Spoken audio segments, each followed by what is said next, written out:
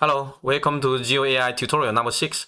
In this video, I'm going to show you how to regularize building footprints detected from aerial imagery using deep learning and GeoAI. So most of the deep learning algorithm, they generate raster mask. So basically, it's a raster dataset pixels, and we need to convert it to vector data. But sometimes we need to simplify the boundary so that it looks good. Otherwise, it's very pixelated. Before I get into the details, I want to show you the result. So this is what it looks like. And the red color building footprint on the left is the regularization result. So after we do the simplification, it looks pretty nice. And in this tutorial, I'm going to show you multiple methods that you can use to regularize building footprints. So take a look at this. You can zoom in, you can zoom out, and everything is interactive. So you can overlay the vector polygons on top of your base map or your raster imagery. So let's dive into it. First, you need to go to the GeoAI documentation website. The link is in the video description below. On the left side, if you click examples and then building regularization. So this is the notebook we're going to utilize. You can run this one using Google Colab. So just open, right click, and then click the runtime, change. Oh, by the way, so this one we don't use deep learning, so you don't need to use the GPU. You can just uncomment the first URL, the first code block, then just run through the notebook examples. I've already set it up on my computer, so I'm going to run through here from the very beginning. By the way, if you're interested in learning more about the GeoAI package, you're welcome to check out the YouTube playlist. I've created a couple of videos there showing how to install the package, how to download the data, how to prepare the data, and also how to do building extraction. After we get the building extraction result, how do we make basically do some post-processing to make the result look better? Okay, so the first step, we need to import the libraries. Then we're going to download two sample data sets from Hugging Face. I have those two datasets. One is the aerial imagery from USDA NAP imagery, USDA agricultural imagery program. So it's a high resolution aerial imagery ranging from 30 centimeter to 1 meter resolution, very high resolution. And I already extracted the building mask using the building extraction tutorial that I covered in the last video. Once you have that, now we can visualize. You can call the GeoAI view image to just visualize the image as a static image. And one of the functionalities in GeoAI is that allows you to visualize all kind of geospatial data, whether it's vector data, raster data, just one line of code, you can visualize them interactively. So the view image allows you to just visualize in a static map. But it's even better, we can use a split map. So we're going to create a split map. Let's run this one, and it might take a couple seconds. So the split map basically means you have a slider at the center, and then you can use the slider to move it left and right. You will be able to turn the layer on and off. So let me quickly explain what we are doing here. So create split map. So the left layer is the mask URL. So basically it allows you to automatically pull the URL direct from Hugging Face. You can also pass in a file path on your local computer. Either one should work. And the right layer is the NAIP URL, basically is the satellite, the area base map. And you can also give a label, left label, right label. The label means actually is the one showing here on the lower left corner, and also the one on the lower right corner here. So this, so you can specify in case users sometimes don't know what the layer represent. Also, you can specify arguments for different layers, because this is the raster layer. So you can set a color map, because the mask, the values is all 255 for buildings. So you can specify what color do you want to use for the buildings. And this is using hex color code, blue, green, red, green, and blue. So 0000 FF means blue color. You can also change the opacity. So right now it's half transparent, right? So it's pretty quick. And this allows you to visualize the data easily. You can also full screen here. Upper right corner, you can turn the layer on and off if you want to. Also, on the right layer, map imagery. Also, the base map, we're using the same. Without the base map, it will look like this. Oops. So if you left and right now, because you don't have the base map layer, it's just transparent. And if there's nothing in there, it's going to show the gray color. So it's actually better to have the base map the original satellite data layer. So in this way, you can visualize the data layer, zoom in, zoom out. If you look in closely, right, so this is the result we get from the deep learning algorithm. And clearly, you can see a lot of pixelated edges, right? And because it's just a raster data layer.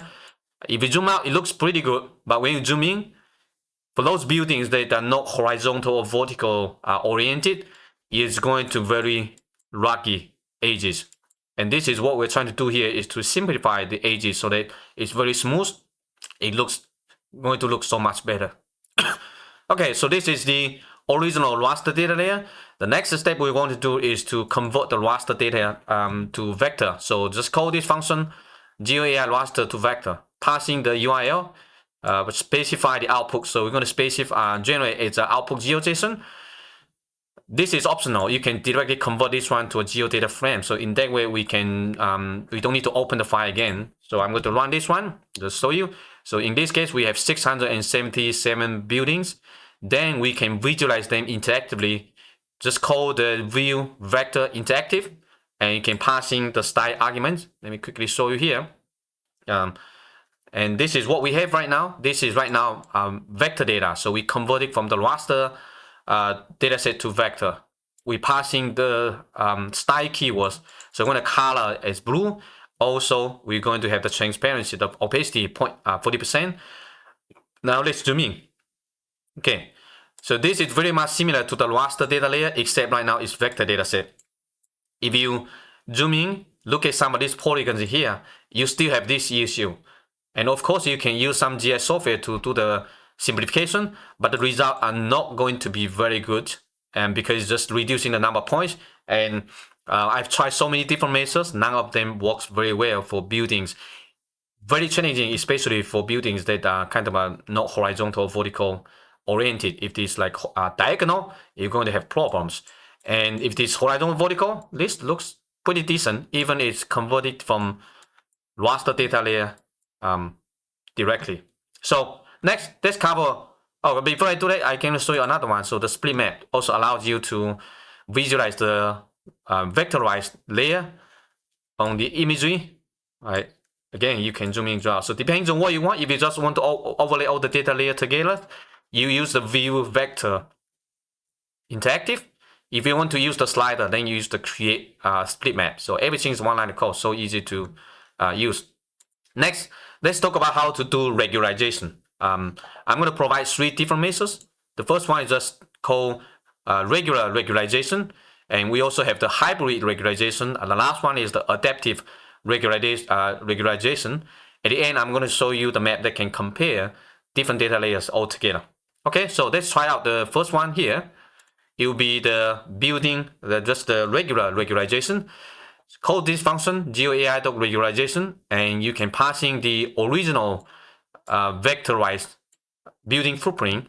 Here you have couple parameters you can customize. The angle tolerance, basically, if you want to know more information, press Shift Tab on your keyboard to look at the help documentation, and we'll show you here the degree which angle will be regularized to 90 to 80 degrees. So because we want the right angle, most of the buildings, if they are very kind of rectangular shape, we want to be using the right angle, and also you want to orthogonalize the building outline. You can also set a simplified tolerance. So the larger the value, the more simplification. Sometimes you're going to simplify too much, then you might decrease the value. Also, whether or not you want to preserve the topology. After run this one, it should be pretty quick, just less than 1 second. Now let's visualize the result. Using the view vector interactive function, again, right now we use the red color. So let's zoom in here, take a look at the result. And clearly, this is, it's a mixed result. For buildings that horizontal and vertical direction, it looks pretty good, but it's going to struggle for buildings that are diagonal oriented. And this is actually not very good. So come here. Again, it doesn't mean it's not working. It's like we need a mix of methods to do better. Especially for this, all the buildings, it doesn't look good.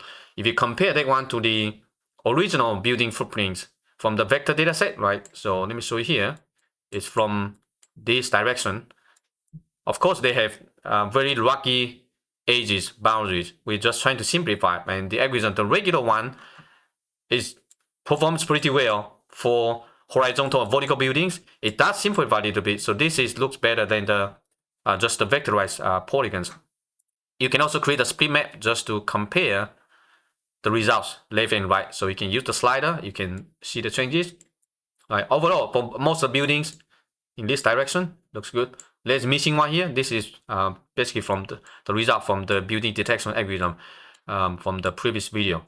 And yeah, so overall, it's good for horizontal and vertical buildings. This not so good.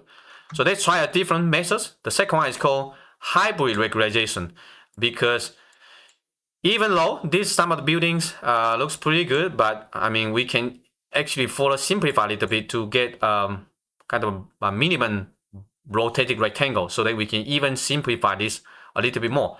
And this one is called hybrid regularization. Similarly, we're going to pass in the geodata frame, the vectorized data, and then we can just view the data interactively. So I'm going to show here. Right now, for this, if you look at the building footprints for this one, right, it works pretty well for buildings horizontal and vertical direction, and it's kind of it's basically a rotating rectangle, shifted a little bit. But most of the buildings only have 4 points. And for this one here, you even subdivide this one into 2 polygons. This might not be ideal, but again, it works well for regular horizontal vertical buildings. But for this, it doesn't. It's going to generate the rectangular shape, but it changed the overall shape. So right now, basically becomes just a rectangle. You don't really have the building shape because it doesn't rotate that one. So similarly, you can create the split map. So this one allows you to compare the data side by side. And again, it's good for these buildings. I really like this because you're able to actually simplify this building footprints, like not generate a single rectangular building footprint. The last method I'm going to show you is the adaptive regularization. I think overall this one gives you the optimal result, basically for buildings that at any direction. And similarly, you can also specify some parameters here compared to other methods that I showed earlier. This one has the area threshold 0.9. 0.9 means if you want to do the regularization, you need to, the building and also the rectangle, the bounded rectangle need to be, at least the building need to occupy more than 90%. Because sometimes if the building is too small and you do some regularization, it's going to change the shape. So in that way, you overestimate it. Basically, it looks the building much larger. And so this one allows you to control how you want, like which building you want to regularize. Also, whether or not you want to preserve the shape. And so let's look at the result. Right now, this is what it looks like. And I think this one overall produced the best result. Even for buildings that in this direction, it's not going to be perfect. I think there's still room for improvement. If you are aware of any other better algorithm, feel free to leave comments down below. I'll be happy to integrate it onto the map. But especially for the buildings that horizontal vertical direction, it looks pretty good. But it's not fully rectangular because it's a combination of both methods, and it takes into consideration of the direction and also the angle. So I think this one, I'm satisfied overall with this result. You can also create a split map to compare them side by side if you want to. You can change the color. You can just customize to whatever way you want. And look at this. So pretty nice. So we go from just the raster mask to vectorized data set, and we generate the result. Now you can count how many polygons. You can also generate the area, something like that. Last one I'm going to show you is to put all the data layer together. So we are going to use the Folium, the leaf map, the Folium backend. We're going to add the base map. Also, we add all the data layer together from the original one, and the vectorized, the original vectorized, regularize, hybrid regularization, adaptive regularization. We also add a legend, so you can have a legend with a key and a color, because these are all the color that we use correspond to each data layer. Lastly, we add the legend to the map. So let me full screen here just to show you what it looks like. And so right now let's zoom in to see some results. Okay, so these are all the buildings. Upper right corner here, oops, let me zoom in a little bit. Upper right corner here allows you to turn the layer on and off. So this will be the original one. Maybe let me change the map, because right now we're using a Google-based map. It's probably better to just use our original data layer that was used to extract the buildings. So I'm going to just use the map code layer and then passing the URL, the map imagery. So in this way, we're using the exact imagery that we use to detect the buildings. Again, I'm going to zoom in here. Now let's zoom into the map. So here, let's compare the result of different excuse me, different data layer. So the untitled, this one is the satellite, the area imagery based map. So this is the original one, right? You see the pixelated edges. This is the regularize. It simplified a little bit and try to make it all the right angle and orthogonal polygons. Then we have the hybrid one. The hybrid one is even simplified a lot more. Most of the polygons just keeping just 4 points. And the last one is the adaptive. So the adaptive, overall, you see it preserves the shape and it reduces the number of vertices. Okay, so as you can see, I think this adaptive measure is a combination of both. I think it performed very well. Where it performs best is the buildings that are not horizontal or vertical. So especially for buildings like this, you can compare the result. Something here. So this is the original one. You can see very rocky edges. And this is the regularized version, the red color. Most of these change the shape geometrically. And it doesn't look good, I mean, for these buildings. Similarly, for hybrid one, you see the rectangular. It's simplified too much.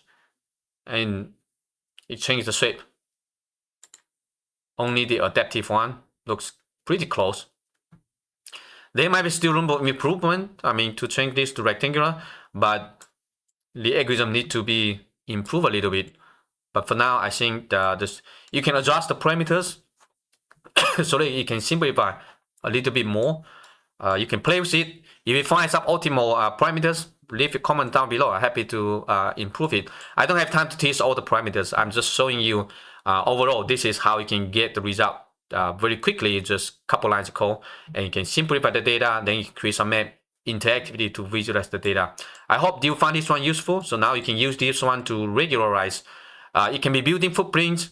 It can be other objects, for example, cars, ships, or anything like kind of rectangular. So after you get the raster imagery, you might want to simplify, and this is going to be very useful. So in the next video, I'm going to show you maybe how to do car detection and how you can regularize the shape of the car once you get the raster output. Okay, and that's all for this video. Feel free to play with it. If you have any questions, leave comments down below. Happy to discuss with you. Okay, that's all. Thank you. Bye bye.